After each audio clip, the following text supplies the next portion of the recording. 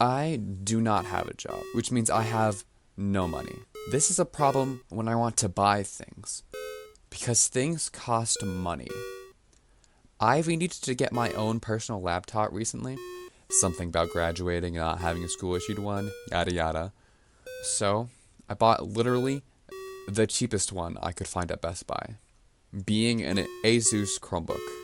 Now, if you don't know, which statistically you don't, Chromebooks, or Chrome OS for the sake of this essay, has received mixed opinions, leading to the good people of the world to install different operating systems, specifically Linux operating systems. I was one of those good people, with so much disdain for Chrome OS. What a fool I was.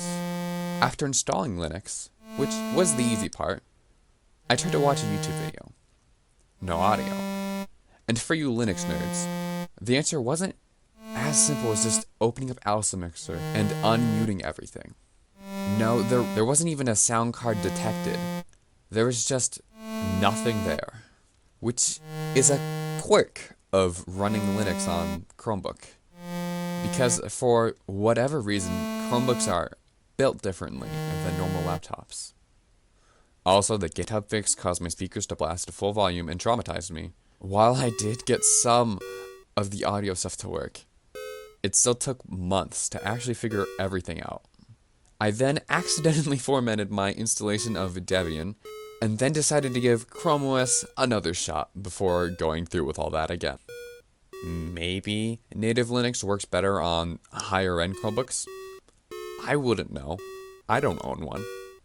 But honestly, if you, yes, you, the viewer, have a Chromebook, especially a crappy one, you really don't need to. Let's start at the beginning.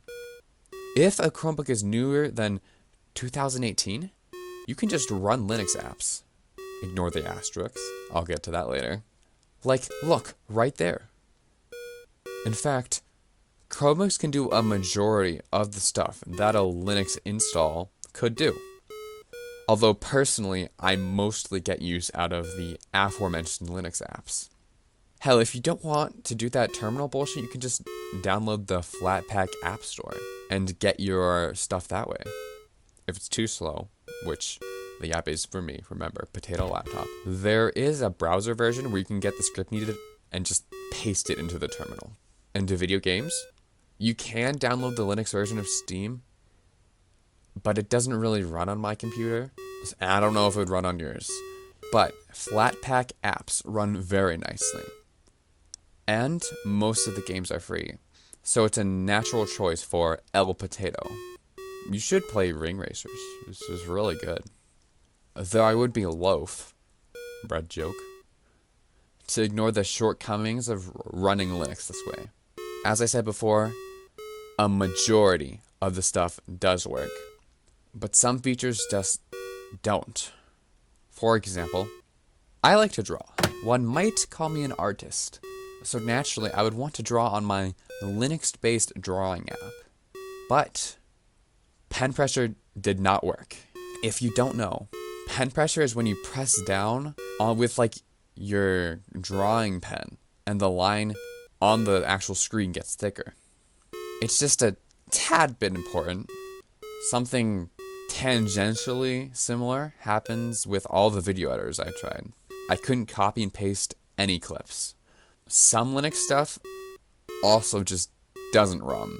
The aforementioned Steam comes to mind, but that might have more to do with inferior hardware than incompatibility. I don't really know for sure though. I repeat, Tater. You know you can run Android apps on your Chromebook. Like, there's no one stopping you. If your Chromebook is compatible, but most are. Like, hey, look, it's that drawing app from earlier. Theoretically, I could have also replaced my video editor, but I'm doing what we in the business call a long-term investment. Admittedly, most of the apps on the Google Play Store are designed for mobile. Just a slight discrepancy.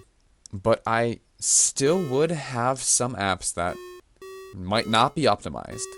None at all. Plus, some mobile apps are the exact same thing as the desktop version. I feel like I should talk about the lack of an app store built specifically for Chromebooks. It does suck that there isn't any kind of software built specifically for this thing, but Chromebooks and Chrome OS by extension have just such a small install base that there probably wouldn't be anything even made for that store, much less anything worthwhile. Plus, you can run both Linux and Android, and kind of Windows through Wine, or like Lutris, I don't really know. So there isn't really a need for an app store. There's also some cool Chrome OS stuff, like having Google Drive easily accessible through the Files app. Whether you like it or not, Google Drive does add some nice extra space to your device. And logging in with your Google account. Although, the second one is a bad thing. I know, I lied. Mainly because, one, and by one I mean I assume everyone else does, tends to use their Google account for pretty much everything. So, hypothetically, let's say you get hacked. Well, no laptop for you. It also gives you, like, no privacy, which is also not great. Overall, do I think you, the viewer, should buy a Chromebook? Well, if you're looking for an incredibly cheap budget device, yeah, probably would run better than a Windows laptop for the same price. But any other time, no. Buy an actual laptop. Now, should you install Linux on a Chromebook? No. From my experience, it's pretty buggy. Some things might just break and not work. But more importantly, it's just not worth the hassle compared to just using Chrome OS. Most of the apps you want to run work in Chrome OS Linux terminal thing. Okay, so this is, at the time I'm recording this is like 2 months later since I recorded like the first part. And it's partly because originally I was going to say that I wrote and edited the video on my Chromebook. And right now that's only partly true. Well, no, it is 100% just partly true. It's kind of because, at first it didn't work. I did actually solve that. I could have edited it on my Chromebook now. The much bigger problem is just that I actually have a nice computer now. I wasn't planning. I knew I was going to get it, but I didn't think I'd get it by the... I thought I would get it by the time this video finished. This video is supposed to be like out in like a month, by the way. So yeah, I wrote the entire video on my Chromebook, and I probably will keep writing videos on my Chromebook just because, like, I don't know how a $100 machine is, like, way better than, like, it probably what is, like, an $1,000 one, but, like, the keyboard on my Chromebook is so nice compared to the, technically Windows machine. I don't use Windows on it. I use Linux Mint, though. Sorry if I'm kind of... This entire ending has just gotten derailed, but, yeah.